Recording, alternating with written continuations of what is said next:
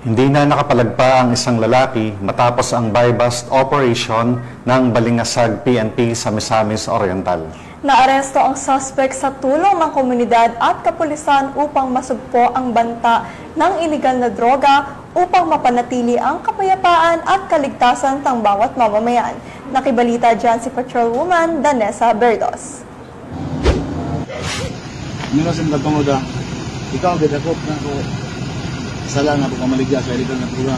Republic Act 9165. Arestado ang isang individual sa kinasang buy-bust operasyon ng mga operatiba ng Balingasag MPS sa barangay na Piliran, Balingasag, Misamis Oriental. Kinilala ni Police Major Renz Marion Serrano, OIC ng Balingasag MPS, ang suspect na si alias Mac, lalaki at residente ng nasabing lugar.